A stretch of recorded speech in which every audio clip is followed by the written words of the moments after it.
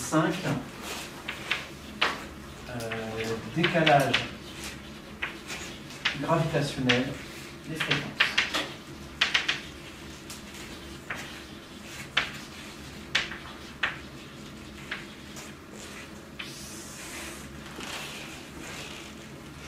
Je vous rappelle ce que c'est que ce G00 là.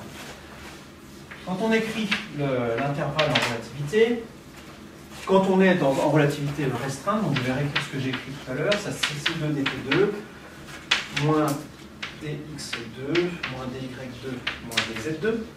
Voilà, dans un repère cartésien qu'on associe à un référentiel inertiel, s'il n'y a pas de champ ou s'il n'y a pas de champ de gravitation, la relativité restreinte nous permet d'introduire cet intervalle-là. Quand on est dans un référentiel qui n'est pas inertiel, on se retrouve avec ds carré, qui est une autre forme, c'est g mu nu, dx mu, dx mu. Et imaginez qu'on soit au repos dans un référentiel non inertiel. Par exemple, dans cette pièce-là. Vous vous rappelez, hein, le référentiel inertiel dans le champ de gravité de la Terre, c'est les référentiels qui sont en train de tomber en chute libre. Moi, je ne suis pas en train de tomber en chute libre, donc je suis accéléré vers le haut. Donc moi, je suis dans un référentiel non inertiel. Dans ce référentiel, je suis immobile par rapport à la pièce. Donc j'ai pour moi que dx1 égale dx2 égale dx3 égale à 0. Je suis immobile dans la pièce. Du coup, il ne reste pas grand-chose dans le terme qui est ici, là. Pour moi qui suis dans ce référentiel non inertiel, le ds2 s'écrit simplement g0, 0, dx0 au carré. Ça, c'est la variable que moi, j'appelle le temps. C'est ça que j'appelle le temps. Donc ça s'écrit aussi g0, 0, dt2. Alors lui, j'aurais bien voulu le garder, mais il va me gêner, donc je vais le faire à côté. 1 plus 2 phi sur C4.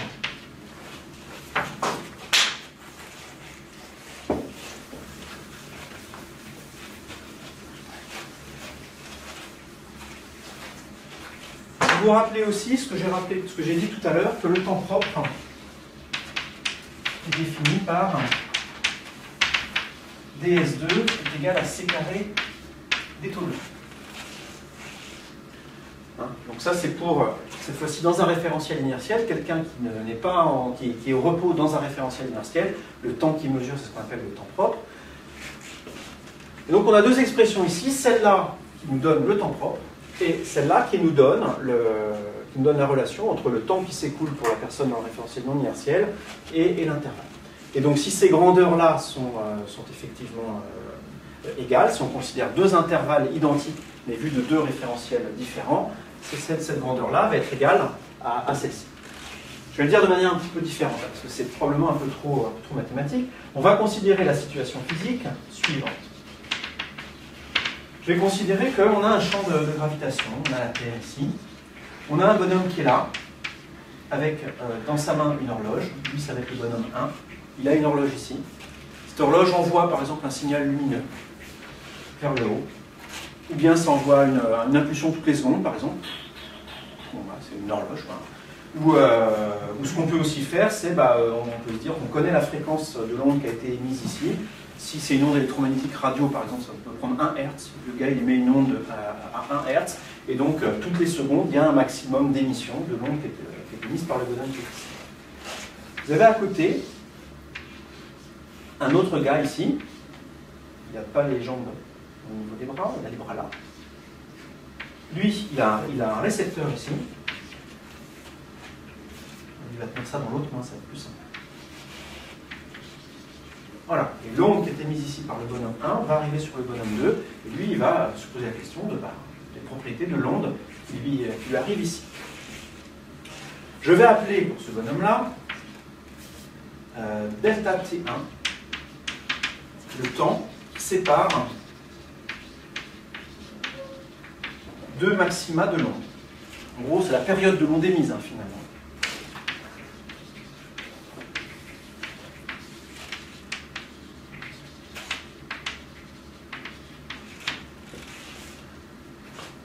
Lui, il émet une onde. Si c'est une onde radio à 1 Hz qui a été émise, et bien toutes les secondes, il y a un maximum ici de l'émission, et puis vous avez une onde sinusoïdale qui monte vers le haut comme ça.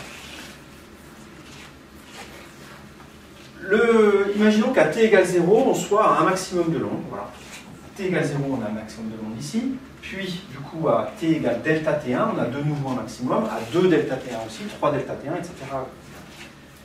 À t égale 0, je vais le faire ici. T égale 0, ici, on a émission d'une onde électromagnétique par le gars qui est ici. Ça met un certain temps pour arriver. Et je vais appeler ça T réception. Un certain temps pour arriver là. C'est facile, hein, c'est donné par cette longueur-là divisé par la vitesse de la lumière. Bon. Au bout d'un temps delta t, ici, delta t1, de nouveau on se retrouve avec un maximum de l'onde ici. Ce temps, on va le retrouver ici, c'est-à-dire que l'onde met le même temps pour aller de là à là que pour aller de là à là. C'est la même distance, c'est les mêmes conditions. Donc la longueur, enfin le temps écoulé ici est le même que le temps écoulé là.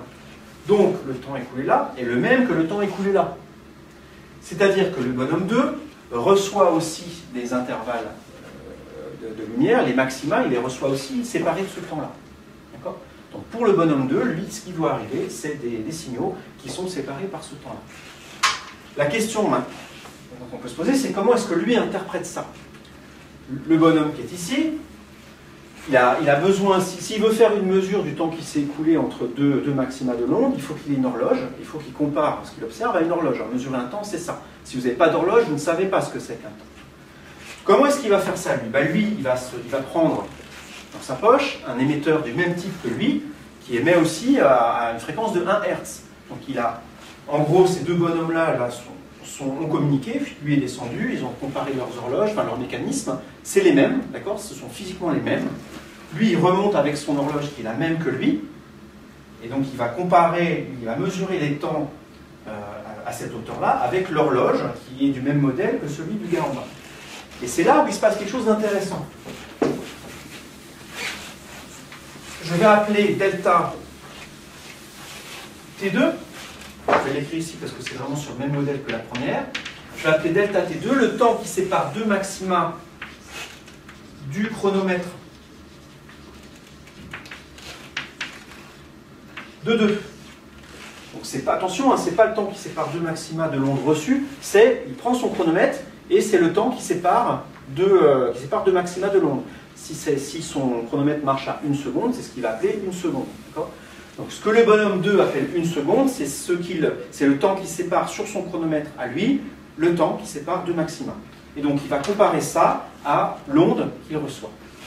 S'il fait ça, d'après ce que j'ai écrit tout à l'heure, j'ai écrit d'une part que ds2 c'était donné par d au carré, et c'était aussi donné par g00 dt2. Ça, c'est la relation générale entre le temps propre, ici, et puis le temps qui s'écoule dans le référentiel d'un observateur donné. Vous voyez que le G00 qui est ici dépend du potentiel gravitationnel via le phi là. Donc le G00 n'est pas le même ici que là, parce que le phi n'est pas le même. Donc la relation entre le temps mesuré par l'observateur et le temps propre n'est pas le même pour les deux observateurs non plus. Pour l'observateur 1, on a que d2 est égal à G00, je vais marquer ça comme ça, de 1, de Z1, ça va être l'altitude Z1, fois dt1 carré. Et pour l'observateur 2, le dt carré, le même dt carré, hein, le dt carré c'est vraiment celui qui est associé à la manière dont est construite l'horloge, ça vaut G00 de Z2 fois dt2 carré. Donc si les horloges sont les mêmes, ces grandeurs-là sont les mêmes, donc ça c'est égal à ça, et donc je me retrouve simplement avec dt1 est égal à G00 de Z2 sur G00 de Z1 avec une racine carrée fois dt2. Cette grandeur-là, est-ce qu'elle est plus grande ou plus petite que l'unité, la racine carrée qui est là? Est-ce que d'abord G00 est plus grand en Z1 qu'en Z2? On débobine le truc. est-ce que phi est plus grand là ou là?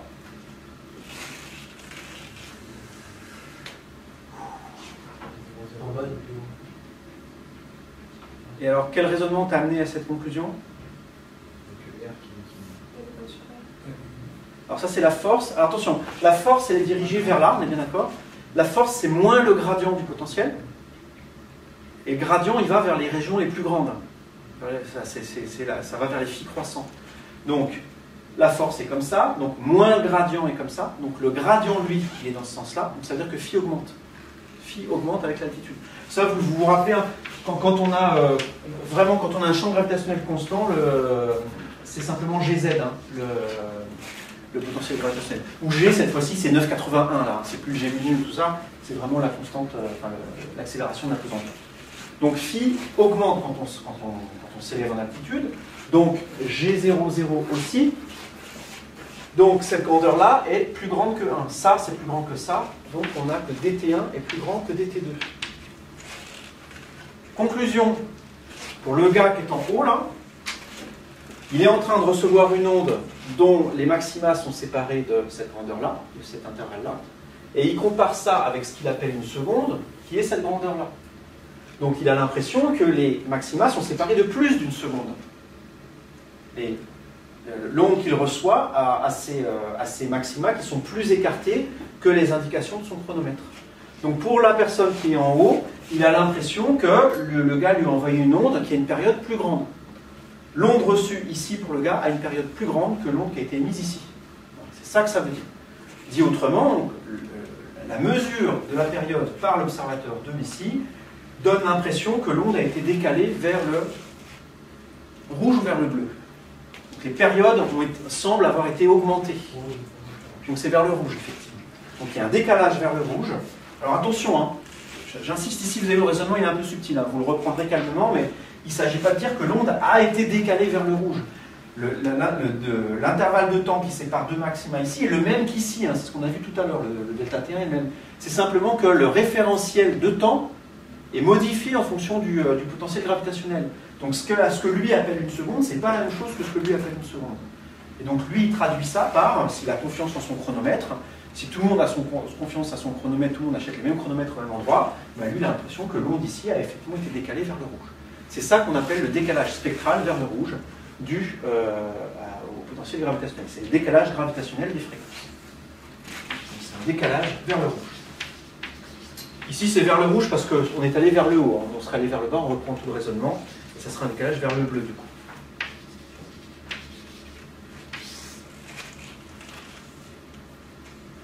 Alors ça a été mis en évidence expérimentalement, ça s'appelle l'expérience de Pound et Redka. Avant de vous décrire cette expérience, je vais vous montrer que le raisonnement qui est ici, là, en fait, même quantitativement, le résultat qu'on a trouvé là, on va le trouver d'une autre manière qui ne fait pas appel à la relativité générale explicitement, qui fait appel en fait simplement au principe d'équivalence. Et alors pour ça, juste une petite expérience de pensée, mais avant, je vais écrire ça sous une manière plus quantitative. Là. La racine carrée, je vais la réécrire vraiment avec les phi qui sont là-bas. C'est-à-dire que le G0 ici, le G00 c'est 1 plus 2 phi, le phi en Z2 je vais l'appeler phi 2, sur C carré, divisé par 1 plus 2 phi 1 sur C carré, avec une racine carrée. Et ça, je vais en faire un développement limité. Ce terme-là, là, il est petit. Donc la racine carrée de tout ça, ça fait 1 plus 1 demi de ce qu'il y a dedans. Donc ça fait juste phi 2 sur C2. Le 1 sur 1 plus ça, bah, vous vérifierez facilement que ça fait 1 moins phi 1 sur C carré.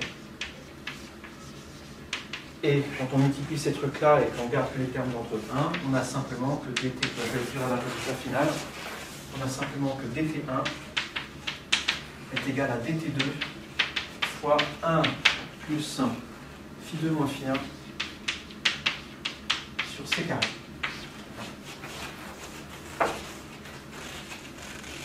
Donc on va retrouver ça d'une autre manière en s'appuyant sur le principe d'équivalence. Que dit le principe d'équivalence? Vous vous rappelez, ça dit que quand on est dans un référentiel en train de tomber, en fait on ne peut pas se rendre compte qu'on est dans un référentiel en train de tomber, on ne peut pas se rendre compte qu'il y a un champ gravitationnel non plus.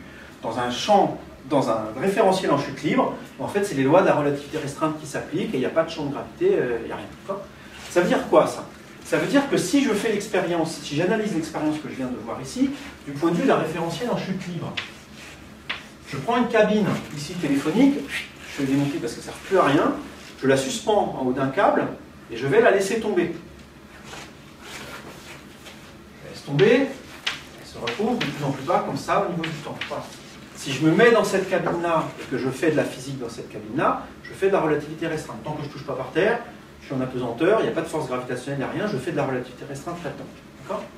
Donc ça veut dire en particulier que la lumière que j'envoie avec une fréquence donnée, elle est reçue à la même fréquence. Tout le monde est d'accord sur les fréquences, en relativité restreinte, il n'y a pas de souci, sauf s'il y a l'effet Doppler, mais s'il n'y a pas d'effet Doppler, on est tous d'accord avec ce que ça veut dire qu'une fréquence. Donc, dans un référentiel en chute libre, la lumière, la fréquence de la lumière ne dépend pas de l'observateur si les deux n'ont pas de mouvement relatif entre eux. Maintenant, l'expérience que je viens de décrire ici, où vous avez de la lumière qui est envoyée par exemple du bas d'une cabine et qui va être reçue en haut d'une cabine. Ça serait la hauteur de la tour par exemple. Donc, imaginez une grande cabine, vous avez en bas ici un émetteur de lumière et vous avez en haut un récepteur de lumière. La lumière est émise là et va aller taper là-haut. Et cette cabine va être en chute libre. D'accord ? La cabine est en chute libre. Et elle part avec une vitesse nulle. On la tient en haut d'un câble, je coupe le câble et je laisse la cabine tomber et je fais l'expérience qui est ici. L'onde qui a été émise depuis ce point-là, donc elle est émise avec une fréquence F, que je vais appeler F émetteur par exemple, ou F1. F1, ça c'est la fréquence émise en bas. Si j'appelle L la hauteur qui est ici, au bout de combien de temps est-ce que la lumière émise ici va arriver en haut? Le temps T pour parcourir tout ça, ça va simplement être donné par L sur C, la vitesse de la lumière. Donc ça c'est le temps qu'il faut pour aller de là à là. Maintenant,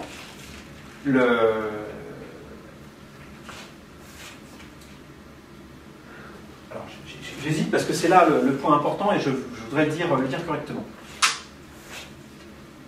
Dans le référentiel qui est en train de tomber, donc en chute libre, je vous ai dit que c'est la physique, la relativité restreinte qui s'applique, et puis finalement il ne va pas se passer grand chose. Si je suis en train de tomber dans la cabine, quelqu'un envoie une certaine longueur d'onde là, ça va arriver en haut de la cabine avec la même longueur d'onde, voilà, c'est une expérience qu'on fait avec laquelle vous êtes habitué dans la vie de tous les jours. Maintenant, ce qu'on veut, nous, c'est pas finalement étudier le problème dans le référentiel en train de tomber. On avait un gars qui était sur son balcon, on avait un gars qui était en bas, eux ils étaient fixes par rapport au référentiel du labo. Donc par rapport à un référentiel inertiel, les deux observateurs qu'on considère, ils sont accélérés vers le haut finalement. Le référentiel en chute libre en train de tomber, eux ne le sont pas. Donc vu depuis le gars en train de tomber, ce sont eux qui sont en train de monter avec une accélération verticale qui est égale à moins g. Donc on va considérer une cabine accélérée vers le haut avec l'accélération moins g. Et c'est dans ce référentiel-là qu'on va analyser le problème. Si on fait ça, qu'est-ce qui se passe? À t égale 0, la fréquence d'émission c'est F1. Le truc est accéléré vers le haut. Pendant le temps que la lumière met pour aller de là à là, du coup la cabine elle a acquis une certaine vitesse, puisque c'est accéléré vers le haut. La vitesse, elle va être petite, si le temps est petit.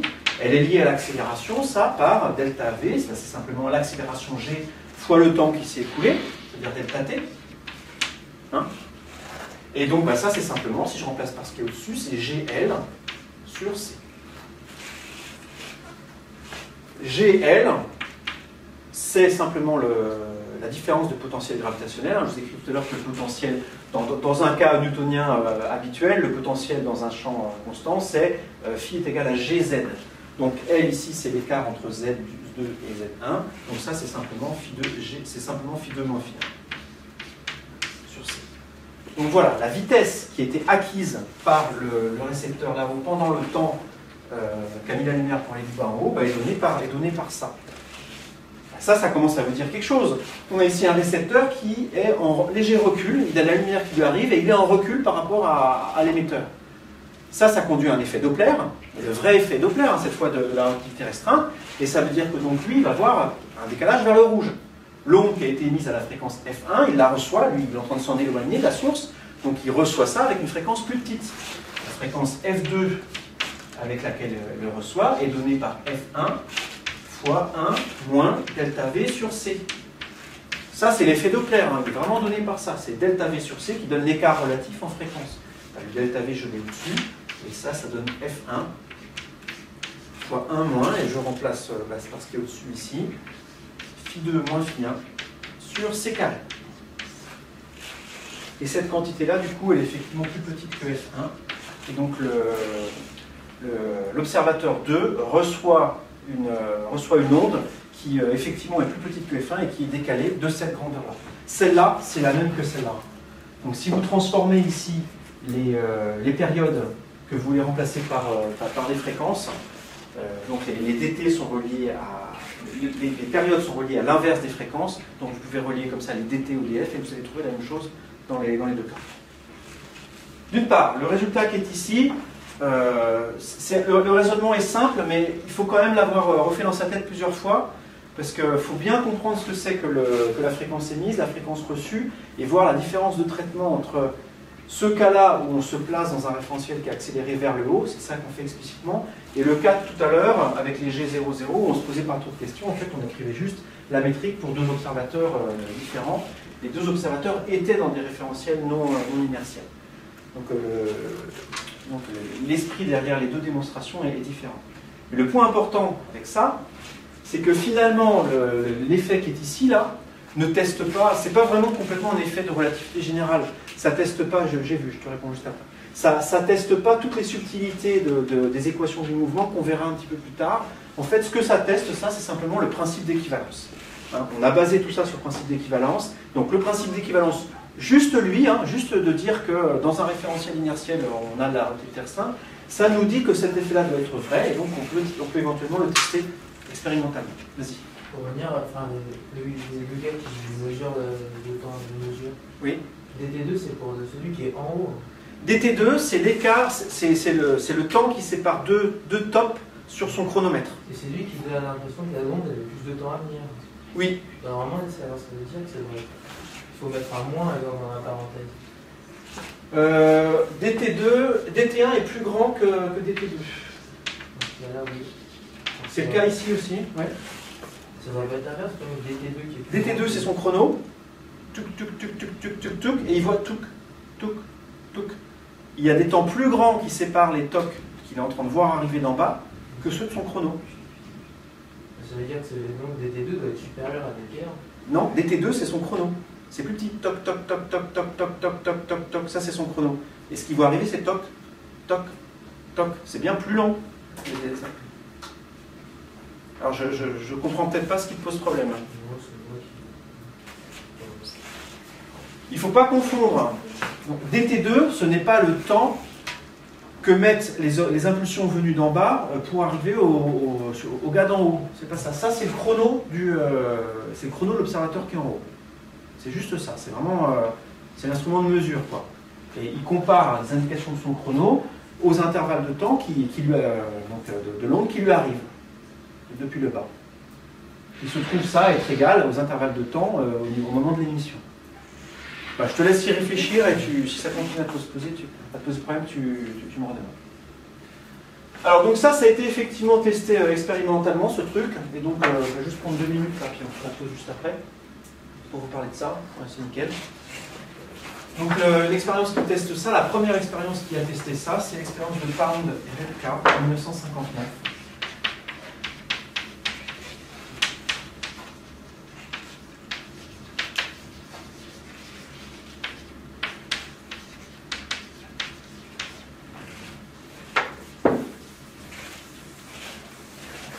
Et l'expérience, c'est la suivante. On a une source. Alors, eux, ils ont fait ça je vais le faire vraiment comme ils l'ont fait. Ils étaient sur une tour, à Harvard. Hop, donc il y avait lui qui était en bas là, l'autre qui était à l'étage. La tour ici faisait 22 mètres. Il y a un trou ici, choc. Et ça allait vers le bas en fait. Ils avaient une source ici qui émettait une raie donnée, une raie spectrale extrêmement fine. cette onde arrivée ici était captée par un détecteur. Donc ici, on a une raie spectrale très fine.